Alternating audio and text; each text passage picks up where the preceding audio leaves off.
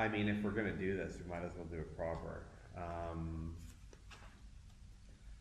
Welcome to Slapshot Alley. Tonight, we're just gonna freely discuss a bunch of stuff. It's all about hockey and life, and yeah, we'll see where it goes. Well, we're trying to figure that out. So, and of course, a lot like the CFL, we have two individuals named the same, John and John. I'm Elliott. Andre. LePuck. Yes. Now, you guys have channels already. Coach John, And goaltending, Andre LePuck. how long have you been doing it? It's like 10 years, something like that. Yeah, you've been at it for a long time. Yeah. But I don't like try or anything. I put up whatever I I don't want. try or anything. As we sit center ice at Slapshot Alley here. Well, Andre LePuck, the Andre LePuck channel is just, It's coaching. it has stuff. no direction at No. all. It has like my dad's 80th birthday video. It has Oh, it's know, just like your me personal doing stuff. like Elias Pettersson amazing shot video. So it's like a mix of your personal stuff and whatever. Yeah, it's like so. I just love to put. I like the idea of having a free channel that I post whatever I want on it, and just so happens that a lot of people subscribe to it. So, and I know I don't talk to any of the people, so I don't know. I don't. You really, don't answer the comments or nothing like that. You know? I don't talk to anybody, but you know, like I like to look at John's channel, and he's kind of doing it proper, right? Like he's got kind of the mechanism. Like he does like the proper like please subscribe type thing. Like like and subscribe. Go through any of my videos, you will not hear those words in my video about or subscribe. I refuse to. Hey, listen, man.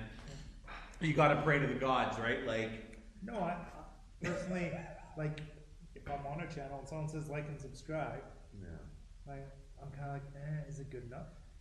If I'm on a channel just watching and I enjoy it, I'll like it and usually I'll subscribe say to it this. more. I agree.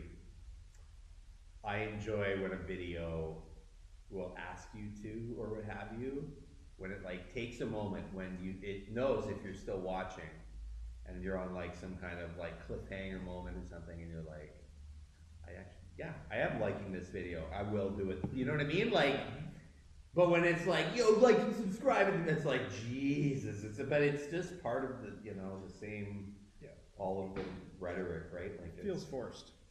Yeah, but some people need a reminder, same as like, I won't go to the gym unless I have an on a appointment. run, I need that reminder, sure.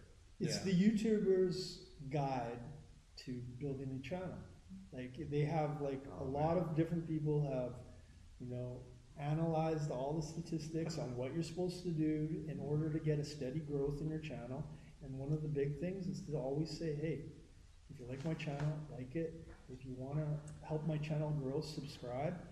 I'm putting more effort into this so that, I can actually get some income to make the channel grow and be better. And I get that, right? So it makes sense.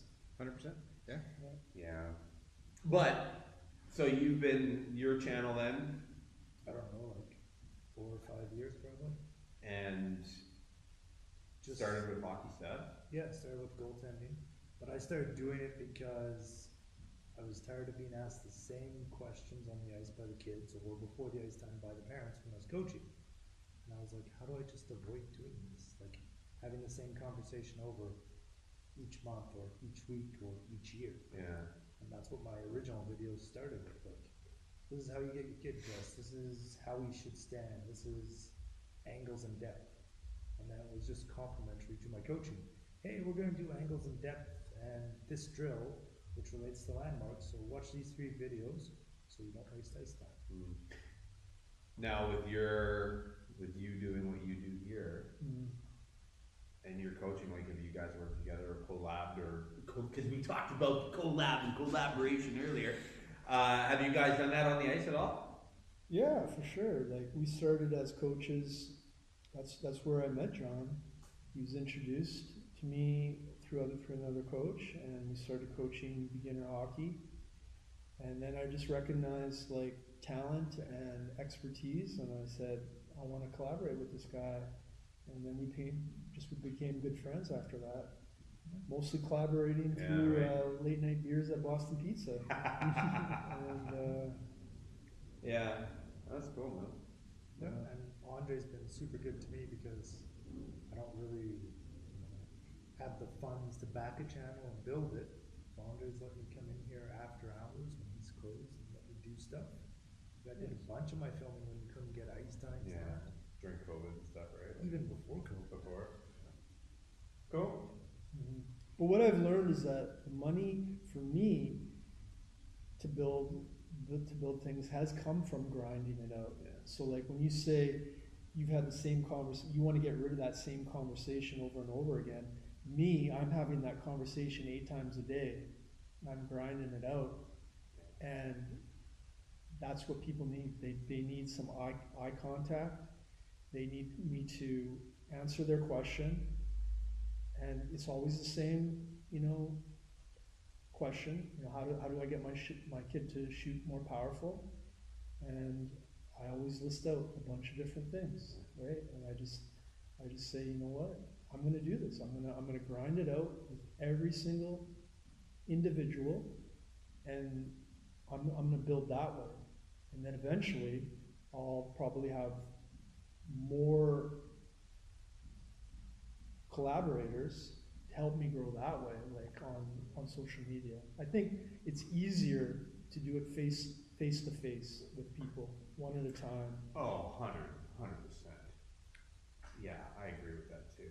But I see the power with online being a very valuable asset, and like with video and people being at distance, being able to see or learn or whatever, like, because with the power of the technology, like slow-mo, like here, right? You're watching Sergey Gonchar at like 4,000 frames a second or whatever, like It is, yeah. it helps, but when you can slow that down and send somebody to them remote, I mean, you can see it here, obviously, like if they're doing it here, but the power of technology helps, and it can help with, if you're not there, because maybe you can just watch the video of them at practice somewhere or something, you know what I mean? And all you this can stuff help remotely, but Yeah.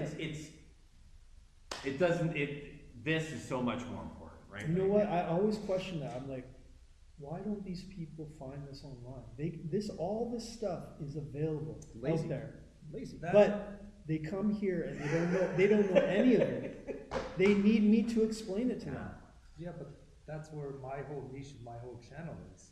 If I go watch any other goaltending channel or lots of hockey channels, they have the kids, if they're like a hockey school or a goalie school, they show their kids doing the drill. And they're like, look, this is how this kid's doing this drill. But they don't break down the drill. When you're in person, here, you break down the drill. But like your videos, are you breaking down the steps? See, my videos, I'm breaking down every single step. I'm like, okay, your inside edge is here, this is here, your knee's gotta be in this position. I'm not just showing the goalie going through the drill, taking shots. And that was kind of my niche. But like, you go online, yeah, okay, I can watch someone shoot, I can kind of mimic them, but they're not breaking it down. I'm like, I understand from a person that's trying to run a business, you don't want to give those secrets away. But I never got into it to run a business. I got in it because I was coaching. So it's kind of different in that way, but that was my niche to it. Yeah, I'm totally in a position where I need to make money in order to make this work. And, I recognize that, like there's a business side of things. And if I don't focus on the business side of things, then whatever I say doesn't matter, because it's just going to collapse, and I'll have to look for a job elsewhere, and then my focus will just evaporate into nothing. So in order for me to like thrive in the hockey community, I have to be business oriented, and I have to start thinking about just dollars and cents and that kind of thing. So I'm in a different ballpark for sure. I would like to be in your ballpark where I don't have to have rules and have to set prices and build a website and deal the administration side of things. I'm like a secretary, like half of my day, right? Yeah. And that takes away from, you know, being a coach, but there's lots of time in the day. You know, that's part of it. I always thought, like, I never went into business for myself. But my old man, you know, like, you could be the best mechanic. You could be the world's best mechanic, but if you can't market yourself, if you don't have people skills, your shop will, you'll never work for yourself because you're just a good mechanic, you know, like, and that was the thing, you know, like I remember I went to Big Al's in Surrey, shout out if you're still there, but like, great mechanic, great people skills, because he was kind of like a grumpy old man, you know, and you just took him for that. Yeah. But like no marketing, it was all word of mouth or whatever, you know what I mean? But like, Yeah, you it's know, the best marketing right there. yeah, absolutely, Yeah. you know, and in like the Beatle community and stuff, like that's worth gold, right? But I always kind of remembered that, because like, you know, you being in the Army, like you come across guys in the Army that, you know, great mechanic, but not a manager of people. So he'll never be a leader. So he can't get promoted. Like he won't get promoted to that master corporal level or whatever. You know what I mean? And it's different than business, but it's similar too, because it's management. You know what I mean? Like you're managing something.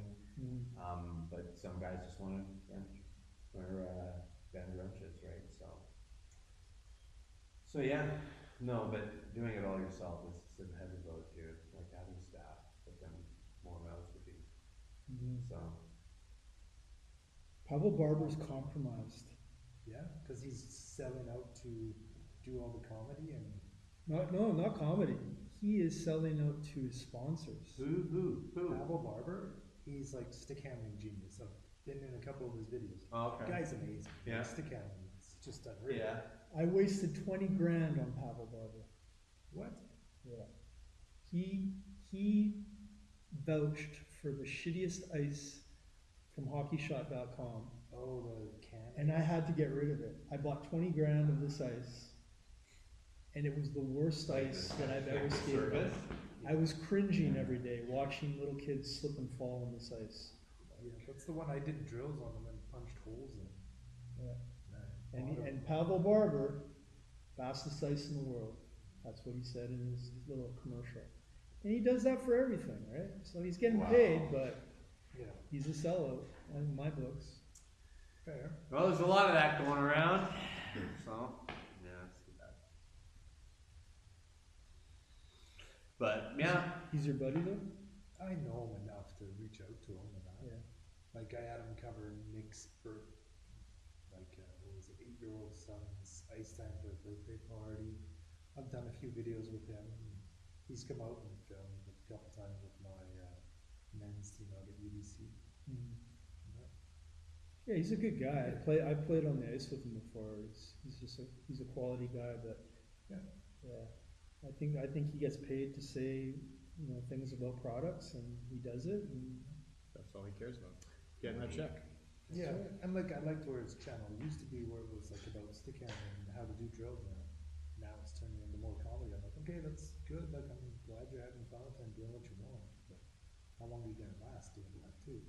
well, I think his comedy's good. Like I liked his Tide commercials, and Yeah. they're funny. He writes good comedy, and I have no problem with that. But I wouldn't mind if he actually like was honest about crappy hockey products, right? Because That all depends on what they get him to sign and do before they send it to him. Right? even Jeremy sold me on a cold hockey stick. I don't know if you remember cold hockey sticks. Yep. Yeah. They had like this fancy coating that they kind of said was unbreakable, Okay. Yeah. and it had like this crazy like NASA technology. And Let me guess. Jeremy Hockey, Jeremy How to Hockey, he said it was a great stick, and I was like, okay, I gotta try this. But when I tried the stick, I was like, this stick is crap. Right? And, yeah, sure enough, that stick didn't go anywhere. But, It's I mean, expensive. yeah, Oh, yeah. It was durable for like 3 months. It would take a heck of a beating, but after that, it was strong, Oh, but okay. it was not a good stick. It just couldn't compare to to their sticks. Right. Yeah, I mean, marketing. Yeah, it sucks. It's all money, like, all these people. Oh, yeah. But that's the world of YouTube, right? Like, who do you trust anymore? It's so hard to find somebody that you can trust on YouTube, right? And, I mean, online in general, right? online in general, yeah. Everything is becoming kind of like this. What's real? What's not, right? I like those people that kind of stay semi-independent. They're like, oh, I went out and bought this myself with what you guys have given me through subscribing. And he tests it and it's like, this is bad or this is good Yeah. or this and that. Like, And I'm sure there's lots of yeah, people there's like lots that. out there. It's just hard to find them, and even though you know they're honest, you still are skeptical because you've been so jaded from everybody else, right? So you don't know like when somebody is going to turn to the dark side, right? Yeah, it's always a fine line to walk. Yes, yeah. I always wondered what would I do if like Tide came to me and said, "Hey, we'll give you like $50,000 to tell everybody like this is the greatest product in the world." I was just like, do I really need 50 grand from Tide, or can I just make it the honest way? Or I'd say only if I get the same amount, and then you can decide whether you want posted or not. Tide's a bad example. Yeah. I'm thinking more like cold hockey, I guess. Yeah. I'm sure Tide is a great To product. put on a Maple Leafs jersey. No way.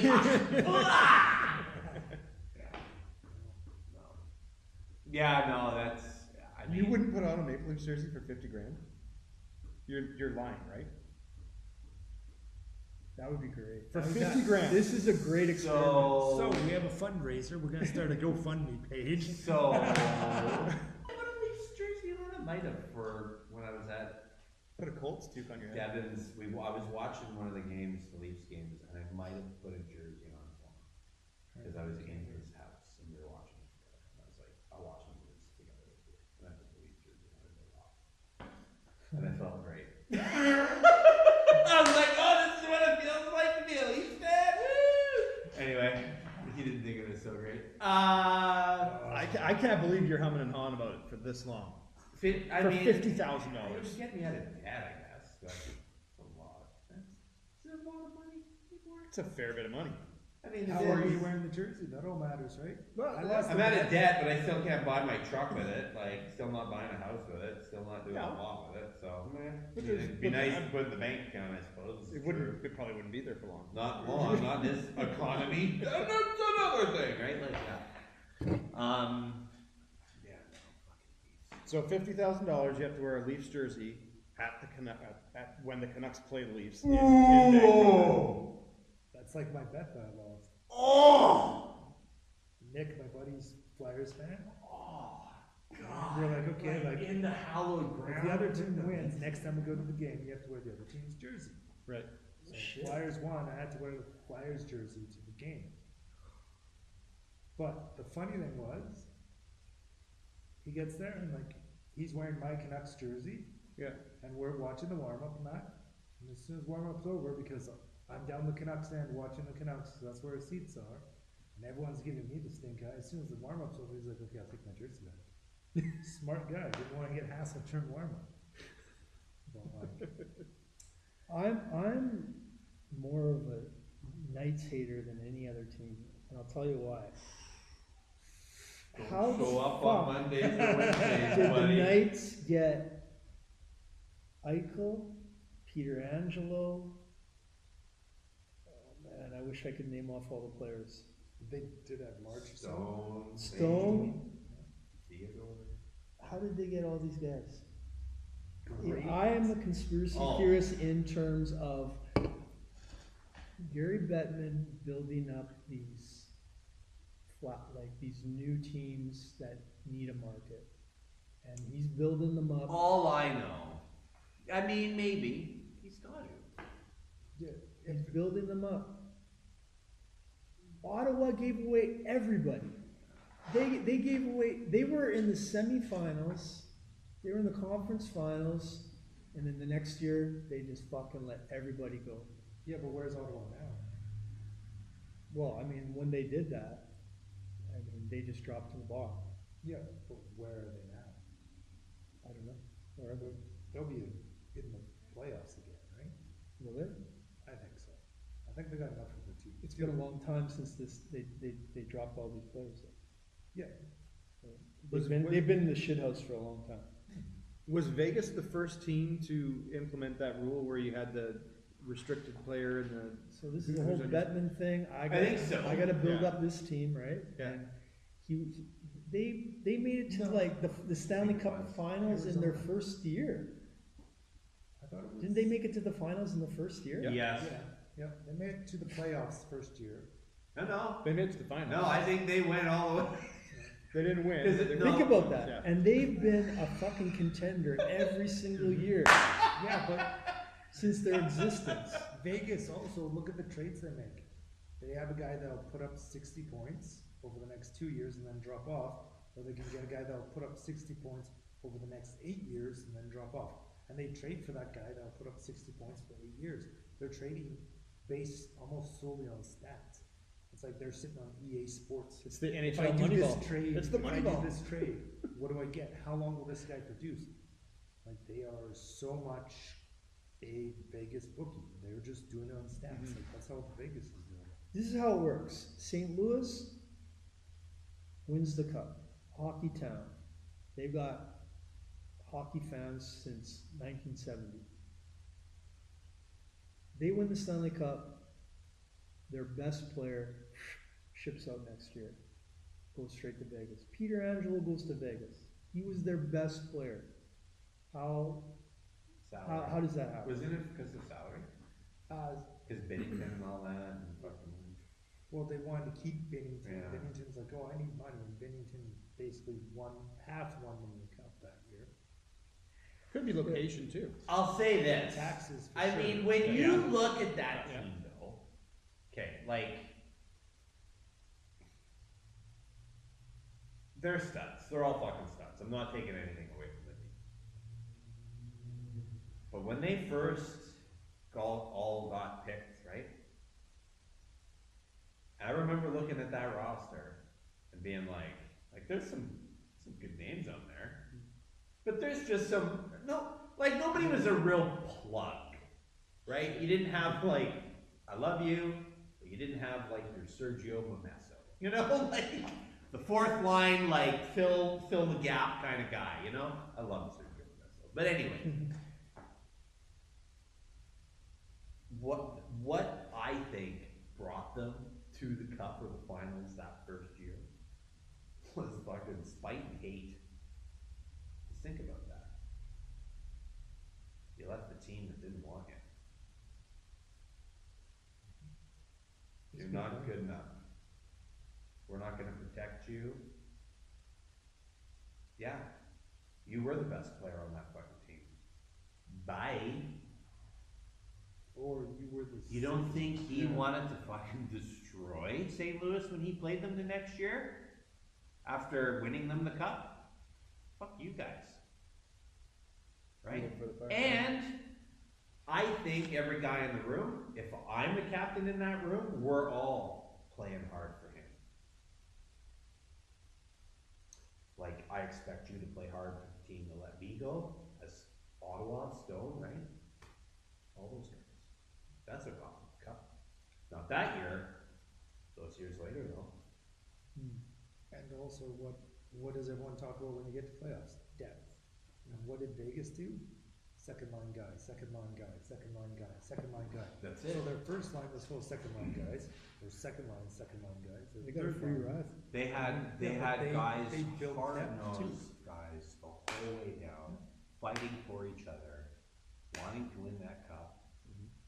With Fleury, Flower, like, as your spirit animal in net, like, kissing posts and, like, impregnating women in the front row by being awesome. Like, he was so awesome, right? Like, so, It was and what a great everything for Vegas and stuff. Like, yeah, Batman pulling strings and stuff, but like, if you ever go to a game down there, the atmosphere and everything, I'll say this, I'm a Vancouver fan for life. It's a pretty good atmosphere down there. Vegas? Yeah. Oh, well, yeah.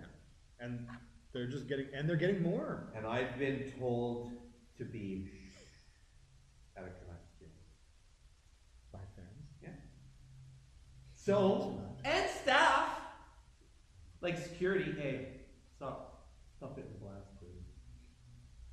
Well, nobody likes a guy that pounds on the glass. But you know what I'm saying, What are right? you Like, give me a talking break. Yeah, but I love right, those like, guys. So I just, but yeah, like the Vegas team, they're dynamite. I mean, I look at the Knights as a symbol, like the Chiefs look due to the NFL right now. Yeah, bones to that for sure, because, yeah, I hear you there. Yeah. Because you know what's going on there. If you haven't seen the footage of the referees giving the Pass Chiefs a free ride interference, right now, like- it's ridiculous. Yeah. The holding calls in the Super Bowl were unreal. Yeah, for sure. There's something going on. Yeah. And I don't know what it is. I mean, I'm no expert at this stuff. I just watch and I say, that was holding. And why wasn't that called? Yeah. And that was a big play. And it's happening more than once. It's like a trend. Yeah, they're, it's pretty bad. But, Maybe they need to adapt the rules like they adapted the kickoff, and maybe now you should challenge penalties. I mean, yeah. It's going to slow the game down a little bit more, but it's going to give an extra set of eyes to look at. Oh, this is like two kids opening up. I mean, the NFL in general, they've changed so many fucking rules. It's so different now. It's not the same game we watched growing up. And I mean, like, I'm 40, and I feel like an old man saying that. Right? Like 10 years ago. Not even. That's not that long. Yeah. In that span of time, the game has changed. Like, it's a different game. Offenses and defenses, that's all different. Right? Like, and so the hitting, the contact, the way that it's an offensive game now, and the Chiefs have all these up here. And you're seeing the holding, you're seeing the pass interference, you're seeing, and it's garbage. But yeah, the NFL game has changed for the worse, I think, and I think the players know it too. Well, they got into a lot of heat too for the head injuries, right? Mm-hmm. That's why they had to change, like, the roughing the passer stuff. They have that option to wear those new helmets. Have you seen those? No. So it's basically like you wear your regular helmet, but then you've got like this foam. Is it foam? I don't know what it is. Practice helmets they wear on? Yeah, So it's like they're a allowed. full-worn air They're or allowed to wear that in game. Oh, wow. Yes, it's an option. Has anybody done it? I've seen a couple people. Bunch of virgins. Yeah. Yeah, there has been. I haven't seen any What footage is of it. that? Like, cause the old school guys watching this. I'm on Instagram every day Yeah. looking for funny shit. How is that not one of the clips that I've seen yet? I don't know. Oh yeah. It's Really? not common. There is. Most they all wear them in practice, and you'll see them in practice. It's a good one, Kelsey. He mimics, I think, Marvin the Martian, like, or whatever, because it's so massive, right? Yeah, or no, I think he was doing something with I his haven't seen shoulders this yet. anyway. Yeah. Okay. Yeah, there- When it's- did this happen? It's happened. Like, when did it get approved? No, when is it This year, actually this going to year, play? this year. Yeah. Okay. Yeah, some of the design even of just regular player helmets seem to have like this like protrusion of the front, so that when you hit, it absorbs most of it Yeah. before, like, it's almost like a double layer to the helmet or something. I mean, listen.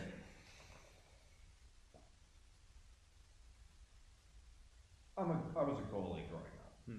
A decent one, his level-ish. You're about the same, right?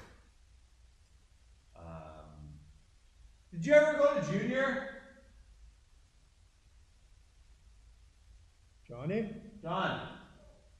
Did you play junior? He's not taking a shit right now. No, I never played outside of Bearded. Okay. But anyway, where was I going with? Oh, anyway, but you're playing football or hockey, like these are these are sports in which, like, I'm like, what I was gonna say was like, I can't say much about football because I played rugby, I didn't play football. But you're, like, this is what you're getting. If you, like, you're a lineman, you're supposed, this is what you do. Right? Like, have you heard about that study that came out of North Carolina? no. Well, maybe. It had like the life expectancy rate Oh, probably. of NFL players after 50 years old. Yeah. It's like 0. It's crazy. Yeah. Is it low? It is extremely Like low. what, 20? 30? It is so low. It's like they all commit suicide from head trauma and concussions and getting addicted to painkillers and all that kind of stuff. Yeah, I believe it. That's the year when that study came out. That's the year everything changed. Yeah. So, and you know, it's a lot of like union stuff and that, and this is right, like players' safety, union safety, it's all safety. I get it, but with all this safety, you're taking away what is football, right? Like, you know, the UFC when it first started was a kickboxer in the ring with a sumo wrestler. How do you think that ended up?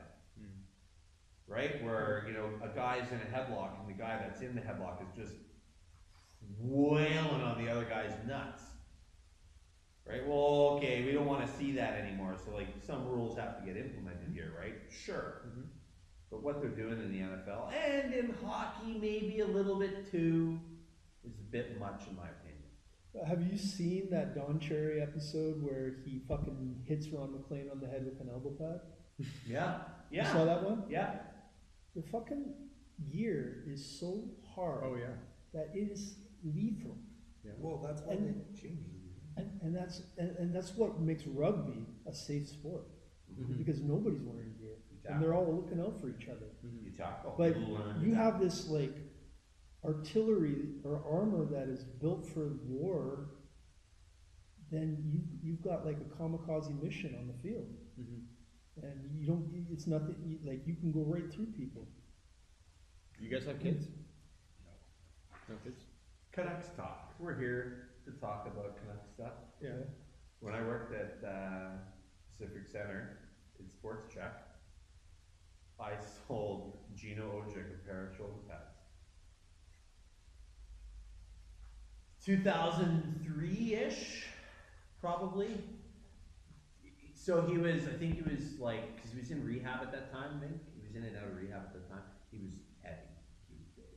I'd seen Gino a couple of times as a fan, as you do in Vancouver, right? He did not look super healthy at this time. And he was there with, like a sponsor maybe or somebody there with them, right? And they come find me. I was working in the shop, like skates and stuff. So I wasn't a sales guy, but hey, we're looking for shoulder pads. Can you help us out? Absolutely, right? I come out there, and then I see it's Gino Ojic, and I was like, oh my god, big fan. Huge fan, right? So I love your work. And he laughed, right? Like that was him. Like, I fucking wish I could have given him a big hug. So he couldn't find a pair big enough for him.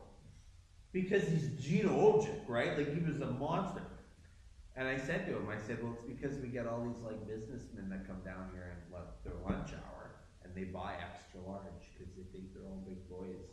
And he had these like, Bow or something, gray, $250, and the fucking cup was like, it looked like he had 3 heads on, because it was too small for him. And the way he was, and with his big belly and everything, they weren't fitting right. But as he's wearing them, and as I said that to him, like, yeah, all these guys think they're big boys, and he's like, and the fucking shoulder, yeah, it was like just this classic moment that I will never forget. And anyway, he didn't get those ones. I think I ended up, I was like, hey man, like the Sherwood, you know, those cheap ones I have. 50-30. I was like, these are what you need. 30s. Because nobody's coming after you anyway, bro. Like, look at the size of you. And he started laughing. And that's when he walked out with like some $30 pair. My manager hated that because he's, well, money, you could have upsold him and all this. I'm like, why? For what? You know, and like you say, like for the big check, the armor that he doesn't need. You should be giving them for free just for the fact that Dude, I he's know. coming in there. I know. And you guys could like take a picture with him I or something. know. You know, and no, totally, but the gear, yeah, it's nuts now. Like, and like I just bought new pants because I needed pants, and I'm like, they're fucking massive. I mean, I guess I'm kind of a big guy, or like everything, elbow pads, it's all big, too big. I mean, if the NFL really wanted to solve concussion problems, they just have to like soften up the pads To absorb. Yeah, but you already have a sport where guys are destroying their bodies, not just their head, but their entire body. Like they play once a week for a reason because they spend less time healing. Recovering. It's just as tough. I was gonna say, as Lacrosse. I was gonna say, as a parent, would you put your kid in football I would put them in at a young age.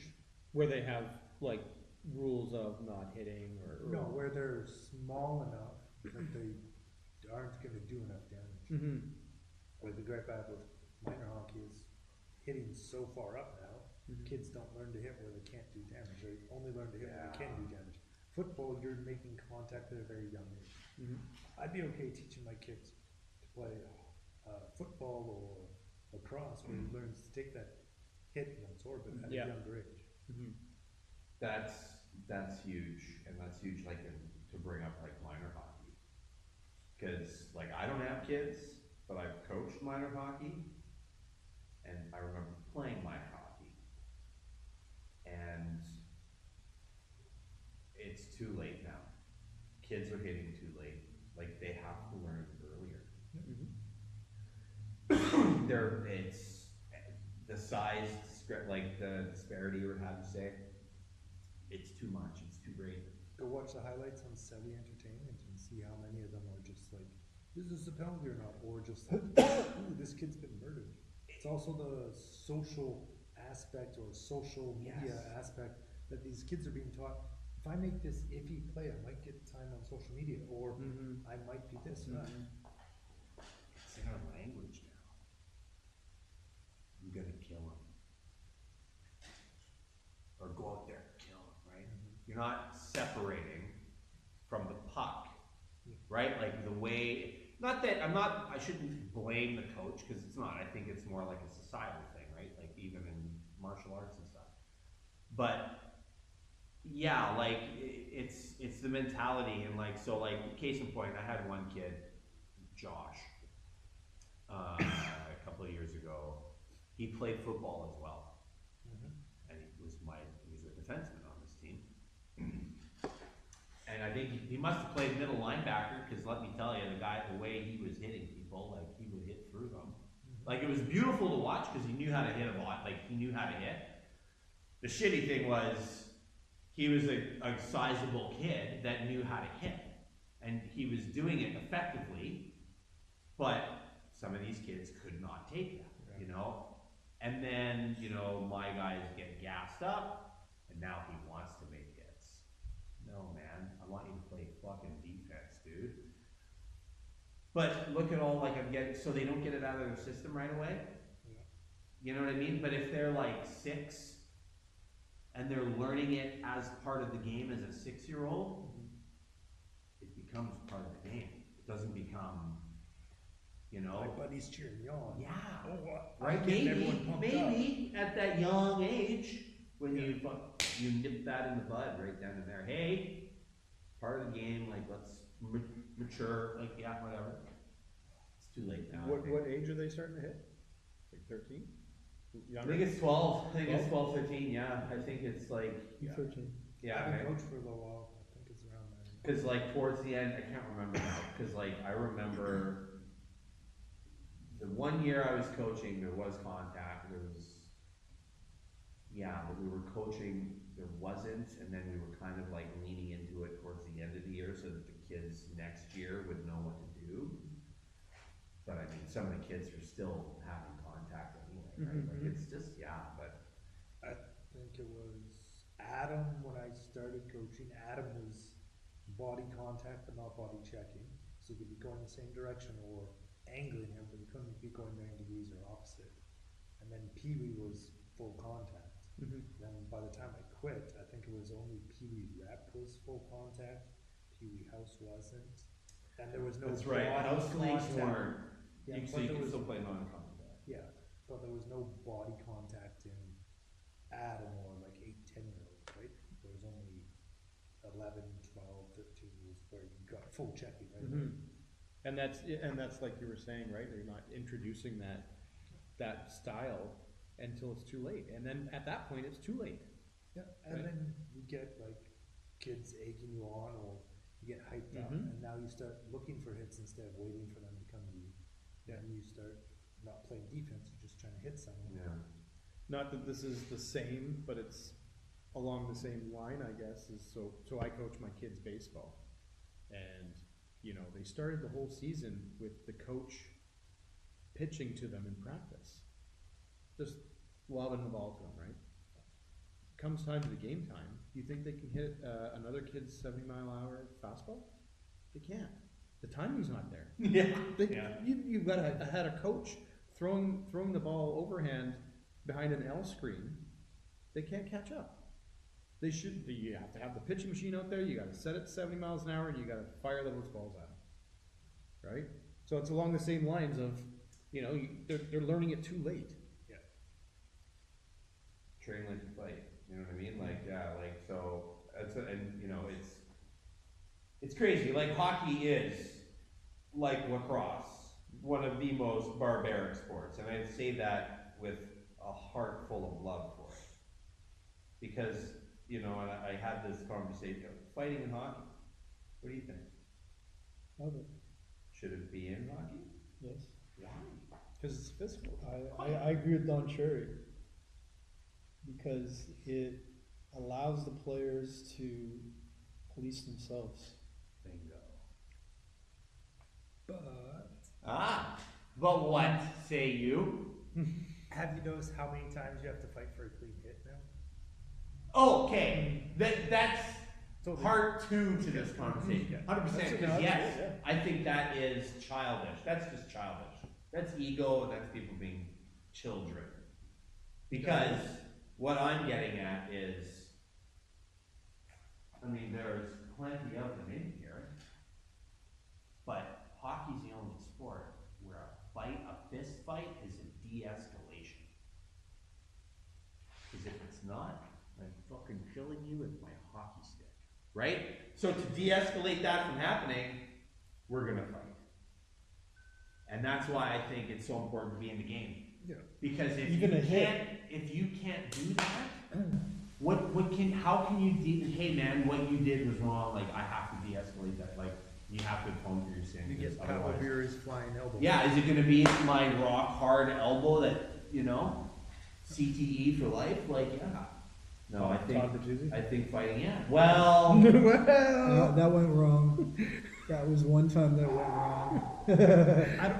Sorry, that's a loaded question. I mean, how much time was filmed in that camera, bro? Like, 6 yeah. hours. Let's go. I mean, that I wasn't there, but I have friends that wasn't Bones there? I think so. Because there was somebody sent. I've got photos of like behind the bench from that night. Like a friend of mine was there, right?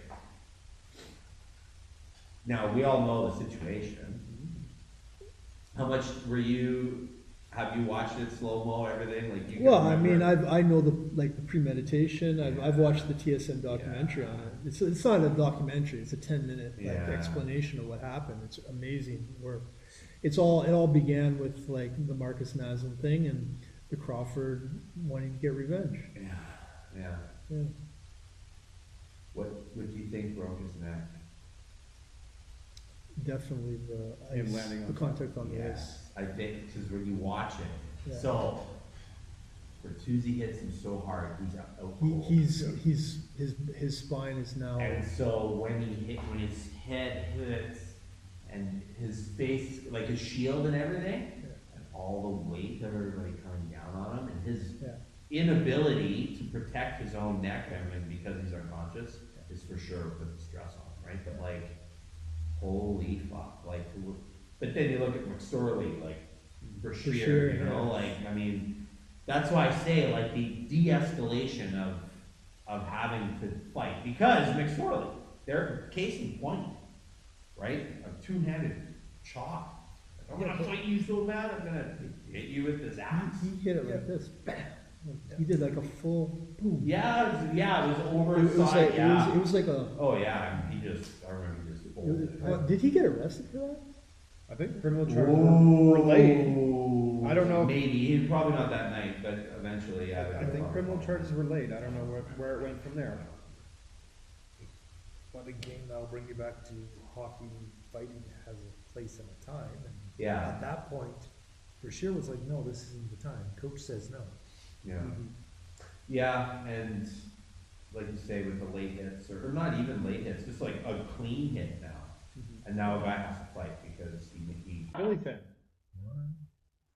Weren't you the Flyers. Yeah, the Philadelphia Flyers. Yeah, weren't you a closet Philly fan? No. You are mistaken, sir. I've known you a long time. You sure? Yeah. I know who my closet teams are. Philadelphia Flyers ain't one of them. Ron Hextall as a goalie was phenomenal because I learned how to cross-check from him. But, yeah, no. You ever heard of a guy named Dave Schultz? Yeah. 1970s Dave Yeah, Schultz. Challenging the benches. Like a That young, was a time. Dan Crucier did that too, yeah. Have you guys seen the documentary Broad Street Bullies? No. I haven't watched it. No. That's a good one. But yeah. It's a good hour of street bullies. Fun. Go what a great time, you know, like the team just hanging out in the community. Yeah. Like Philadelphia people, like parks, all the players there hanging out with the people. Different time. I was gonna say, different time. Amazing You don't time. see any of that stuff. Wasn't the Broad Street Bullies also the reason Russia walked off the ice once? Yeah. And that was some pretty biased reference. Well, when the refs, or when Russia, Yeah. that was. You don't blame them.